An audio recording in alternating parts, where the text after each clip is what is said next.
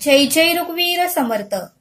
येणाऱ्या नवीन वर्षाच्या सर्वांना खूप खूप शुभेच्छा. समर्थ म्हणतात की 2024 साल आता संपणार आहे. आता 2025 साल नवीन वर्ष हे थोड्या दिवसांनी चालू होणार आहे. मग समर्थ म्हणतात की येणाऱ्या 2025 मध्ये जे काही आपण नियम संकल्प करतो ते नियम संकल्प हे आपण वर्षभरासाठी केले पाहिजेत. काही जण नियम आणि संकल्प फक्त आठवडा आणि महिनाभरासाठी करतात आणि ते परत कामाच्या नादामध्ये विसरून जातात असं समर्थ आपल्याला ते सांगतात. समर्थ म्हणतात की 2024 मध्ये आपल्याकडून जे काही चुका झालेल्या असतात, जे काही आपल्याकडून वाईट कर्म घडलेले असतात, आपण ज्यांचं मन दुखवलेलं असतं किंवा आपण रागराग केलेला असतो, काहीतरी आपल्या आयुष्यामध्ये 2024 मध्ये असं काहीतरी घटना घडलेली असते की ते आपण विसरू शकत नाही.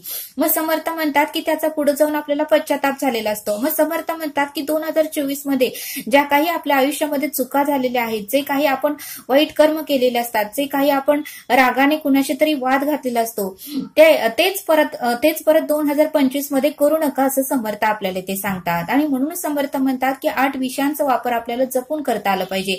राग आल्यावर आपल्याला शांत बसता आलं पाहिजे, डोक्यावर बर्फ, तोंडात साखर ठेवता आलं पाहिजे आणि त्या भगवंताचं, त्या ईश्वराचं आपल्याला राग आल्यावर चिंतन करता आलं पाहिजे असं समर्थांनी आपल्याला ते सांगितलं. समर्थ म्हणतात की आरोग्य फार महत्वाचं आहे. समर्थ म्हणतात की 1-2 कोटी रुपये कमवले आणि जर आपलं आरोग्यच उत्तमाचं नसेल, आपण जर नुसतं झोपून राहिलो, आपल्याला जर धड उठताही येत नसेल तर त्या पैशाचा तरी काय उपयोग. आणि म्हणूनच समर्थ म्हणतात की आरोग्य फार महत्वाचं आहे. आरोग्याची काळजी घ्या. कारण बघा म्हणलं, एखादा पार्ट जरी शरीराचा दुखत असेल किंवा जर एखादा पार्ट जर आपल्या अवयव आपल्याला एखादा जर निकामी झाला असेल तर बघा म्हणले, दवाखान्याला खर्च तर होतोच होतो, पण आपल्याला वेदना होत्या त्या वेगळ्याच. आणि मग मात्र आपल्याला जीवन नकोसे वाटते. मग वाटतं की मृत्यू आलेला बरा, असं एवढा वेदना आणि एवढं त्रास होतं. आणि म्हणूनच समर्थ म्हणतात की आरोग्याची काळजी घ्या. कारण आपलं आरोग्य उत्तमाचं असेल तरच आपण काम उत्तमाचं करू असं समर्थांनी आपल्याला इथे सांगितलं.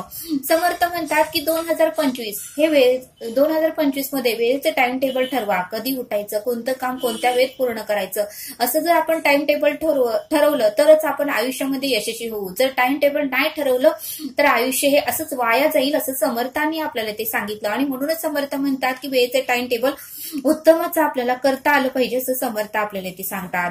समर्थ म्हणतात की योग्य वेळी योग्य तो निर्णय योग्य त्या वयामध्ये आपल्याला घेता आलं पाहिजे. जर आपण योग्य वेळी योग्य निर्णय योग्य त्या वयामध्ये नाही घेतला तर पुढे जाऊन आपल्याला पश्चाताप होतो असं समर्थांनी आपल्याला ते सांगितलं. आणि म्हणूनच समर्थ म्हणतात की योग्य तो वेळी योग्य निर्णय आपल्याला घेता आलं पाहिजे असं समर्थांनी आपल्याला ते सांगितलं. समर्थ म्हणतात की परमेश्वराला सकाळी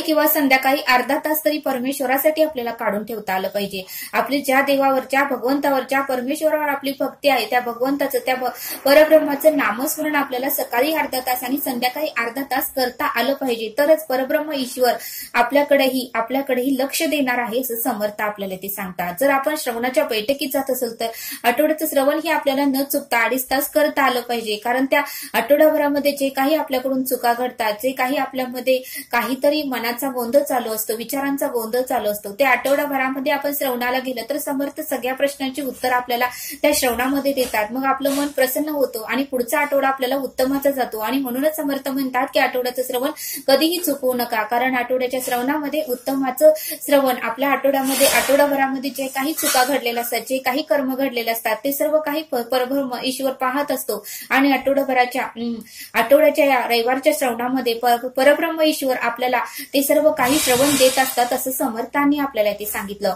समर्थ म्हणतात की जेवढं काही आपल्याला इतरांना सुख, शांती आणि समाधान देता येईल तेवढं देण्याचा प्रयत्न केला पाहिजे. त्याच्या दुप्पट सुख, शांती आणि समाधान आपल्याला प्राप्त होईल असं समर्थांनी आपल्याला ते सांगितलं.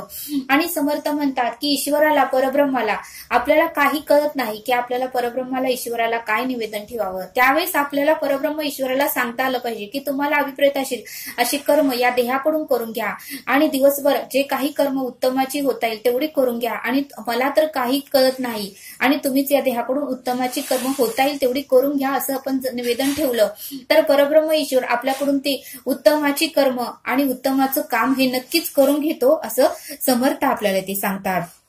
तरी येणाऱ्या 2025 मध्ये येणाऱ्या 2025 मध्ये सर्वांना हे वर्ष सुख समाधान आणि आनंदाचं आणि भरभराटीत जावो ही ईश्वरचरणी प्रार्थना। आणि तरी समर्थ म्हणतात की येणारा हा 25 साल हे सर्वांच्या इच्छा पूर्ण होवोत ही ईश्वरचरणी प्रार्थना।